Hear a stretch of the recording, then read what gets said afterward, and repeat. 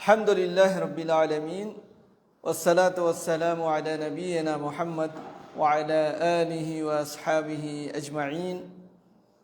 محترم ناظرین، السلام علیکم ورحمۃ اللہ وبرکاتہ۔ آج کی اس نشست میں جس موضوع پر کچھ دیر گفتگو کی جائے گی وہ ہے مصیبت اور پریشانی میں تعویذ وغیرہ استعمال کرنا، چھلے وغیرہ پہننا، دھاگے وغیرہ پہننا، اس کی کیا شرعی حیثیت ہے۔ آج کل ہم اور آپ اپنے سماج اور معاشرے میں دیکھتے ہیں کہ بہت سے لوگ کئی تعویذیں لٹکائے ہوئے رہتے ہیں اور اسی طرح سے دھاگے باندھے رہتے ہیں اور پیتل وغیرہ کا کڑا وغیرہ پہنے رہتے ہیں۔ تو میرے بھائیو دوستو، اس کی شرعی حیثیت کیا ہے؟ تقریباً ہر کوئی جانتا ہے کہ یہ سب چیزیں غیر مسلموں سے آئی ہوئی ہیں۔ عقیدہ کمزور ہو جاتا ہے مسلمان کا تو وہ اللہ تعالیٰ پر کم، ان سب چیزوں پر زیادہ اعتماد اور بھروسہ کرنے لگتا ہے، جبکہ ہمیں اور آپ کو قرآن کی آیتیں پڑھنا چاہیے اور ان اذکار کو صبح شام پڑھنا چاہیے جسے نبی صلی اللہ علیہ وسلم نے ہم سب کو بتایا ہے، اور اذکار کا اہتمام کرنا چاہیے۔ اگر ہم اذکار کا اہتمام کرتے ہیں تو ہم مصائب اور بلاؤں سے بچ سکتے ہیں، لیکن یہ جو دھاگے وغیرہ ہیں اور چھلے وغیرہ ہیں، کڑے وغیرہ، اس سب کی کوئی حیثیت نہیں ہے، کوئی حقیقت نہیں ہے، بس آدمی کا ایک اعتقاد بن جاتا ہے، ایک کہتے ہیں وشواس ہو جاتا ہے اس کے اوپر۔ تو جو جس طریقے کا اعتقاد رکھتا ہے اس کو ویسا ہی سمجھ میں آنے لگتا ہے۔ اللہ تبارک و تعالیٰ قرآن مجید میں فرماتا ہے، قُلْ أَفَرَأَيْتُم مَّا تَدْعُونَ مِن دُونِ اللَّهِ إِنْ أَرَادَنِيَ اللَّهُ بِضُرٍّ هَلْ هُنَّ كَاشِفَاتُ ضُرِّهِ أَوْ أَرَادَنِي بِرَحْمَةٍ هَلْ هُنَّ مُمْسِكَاتُ رَحْمَتِهِ قُلْ حَسْبِيَ اللَّهُ عَلَيْهِ يَتَوَكَّلُ الْمُتَوَكِّلُونَ۔ یہ سورۃ زمر کی آیت ہے۔ اے محمد صلی اللہ علیہ وسلم، ان سے کہہ دیجئے تمہارا کیا خیال ہے کہ اگر اللہ تعالیٰ مجھے کوئی ضرر پہنچانا چاہے تو کیا اللہ تعالیٰ کے سوا جنہیں تم پکارتے ہو اس ضرر کو ہٹا سکتے ہیں؟ اللہ تعالیٰ کے علاوہ کوئی اور ہے جو ہٹا سکتا ہے؟ یا اللہ مجھ پر مہربانی کرنا چاہے تو کیا اس کی رحمت کو روک سکتے ہیں؟ آپ کہہ دیں کہ مجھے تو اللہ ہی کافی ہے، بھروسہ کرنے والے اسی پر بھروسہ کرتے ہیں، مسلمان لوگ اسی پر بھروسہ کرتے ہیں۔ تو ہم لوگوں کو یہ عقیدہ رکھنا چاہیے کہ اللہ کے علاوہ کوئی مصیبت کو دور کرنے والا نہیں ہے، اور اللہ تبارک و تعالیٰ کسی کو کسی آزمائش میں ڈالنا چاہے، کسی پریشانی میں ڈالنا چاہے تو کوئی روکنے والا نہیں ہے، کوئی روک نہیں سکتا ہے۔ اس لیے ان سب چیزوں پر اعتماد نہیں کرنا چاہیے۔ لیکن افسوس کے ساتھ کہنا پڑتا ہے کہ لوگ آج ان چیزوں پر اعتماد کرتے ہیں، بلکہ میں نے ایک شخص کو دیکھا جو روٹی پکاتا تھا۔ شادی بیاہ میں جو لوگ آتے ہیں نان وغیرہ روٹی وغیرہ بنانے کے لیے، ان کو زیادہ محنت کرنی پڑتی ہے، زیادہ روٹیاں بنانی پڑتی ہیں۔ تو دیکھا کہ وہ بازو پر ایک تعویذ باندھے ہوئے ہیں۔ میں نے کہا یہ کیا ہے؟ تو کہا میرے بازو میں بڑی تکلیف تھی، ہماری بیوی جو ہے کسی جگہ گئی، کسی کے در پر گئی اور وہاں سے ایک تعویذ بنوا کر کے لائی ہے، اس کو جب سے میں نے باندھ لیا ہے تب سے یہ پریشانی دور ہو گئی ہے، اب درد نہیں ہے۔ تو میرے بھائیو دوستو، اصل میں یہ سب چیزیں شیطانی وساوس ہیں، اور شیطان کی وجہ سے یہ سب تکلیفیں ہوتی ہیں۔ جب وہ دیکھتا ہے کہ اس کا ایمان کمزور ہے، اس کو اس طرح سے گمراہ کیا جا سکتا ہے، تو وہ اس طرح سے اس کو تکلیف دیتا ہے، اور جب وہ تعویذ وغیرہ باندھ لیتا ہے اور سمجھ جاتا ہے کہ اس تعویذ کی وجہ سے سب پریشانی دور ہوئی، تو شیطان اس کو تکلیف دینا چھوڑ دیتا ہے تاکہ اس کا اعتقاد اور اس کا ایمان اللہ تعالیٰ سے ہٹ کر اس تعویذ پر ہو جائے۔ حضرت عمران ابن حسین رضی اللہ عنہ سے مروی ہے کہ نبی صلی اللہ علیہ وسلم نے ایک آدمی کے ہاتھ میں پیتل کا چھلا دیکھا تو فرمایا ما ہذی؟ قال من الواہنہ، فقال انزعها فإنها لا تزيدك إلا وهنا فإنك لو مت وهي عليك ما أفلحت أبدا۔ اس کو امام احمد نے روایت کیا ہے، اور سند یعنی ایسی ہے کہ کوئی اس میں مشکل نہیں ہے، سند ٹھیک ٹھاک ہے۔ حضرت عمران ابن حسین رضی اللہ عنہ فرماتے ہیں کہ نبی صلی اللہ علیہ وسلم نے ایک آدمی کے ہاتھ میں پیتل کا چھلا دیکھا تو آپ نے فرمایا یہ کیا ہے؟ تو اس نے کہا یہ واہنا کی وجہ سے ہے۔ واہنا ایک مرض ہوتا تھا جو آدمی کے کندھے یا بازو کے اندر ہوتا تھا، بازو کی رگ وغیرہ پھول جاتی تھی، تو اس سے بچنے کے لیے یہ لوگ ایسا کیا کرتے تھے۔ تو آپ صلی اللہ علیہ وسلم نے فرمایا اسے اتار دو، یہ تمہیں کوئی فائدہ نہیں پہنچا سکتا بلکہ تمہاری کمزوری میں مزید اضافہ کرے گا۔ اس چھلے کو پہنے ہوئے اگر تمہیں موت آ گئی، اس کے پہنے ہوئے اگر تمہیں موت آ گئی تو تم کبھی نجات نہ پا سکو گے۔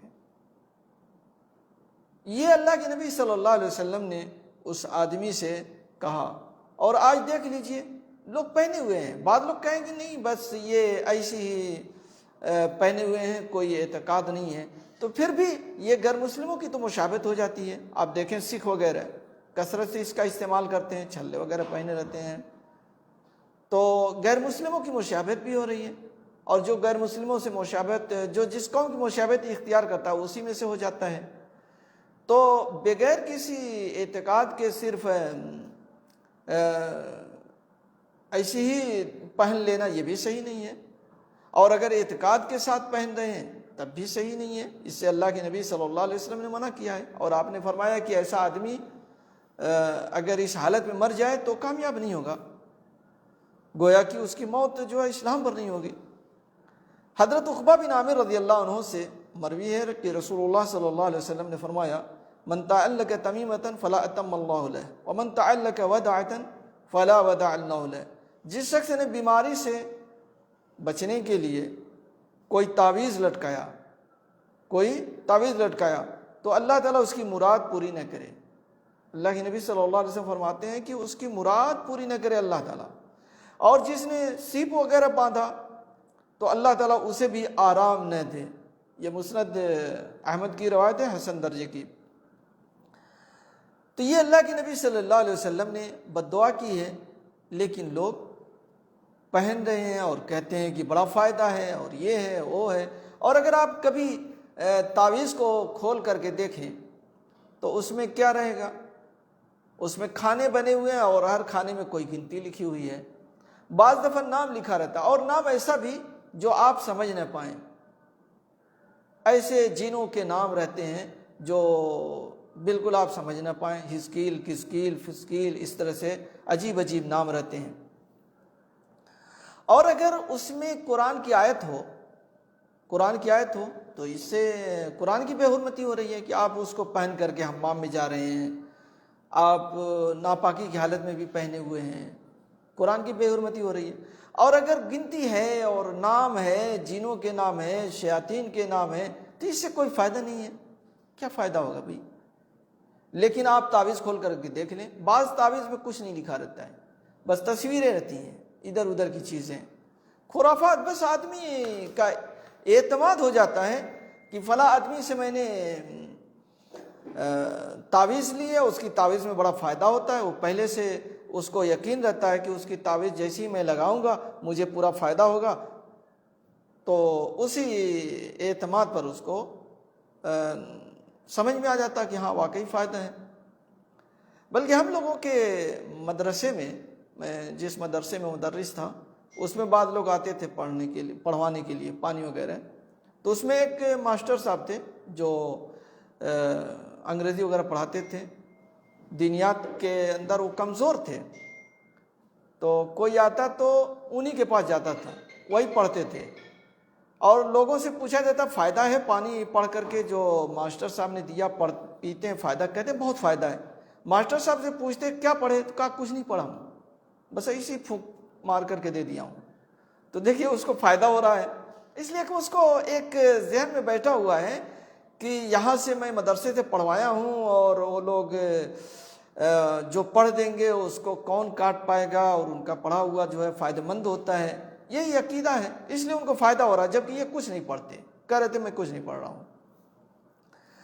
تو میرے بھائیو دوستو، یہ ایک آدمی جیسے غیر مسلم کہتے ہیں نا کہ ہمارا جو ہے وشواس ہے فلاں چیز پر، وشواس ہے فلاں چیز پر، ایسے مسلمان بھی یہی سب طریقے اپنا لیے ہیں۔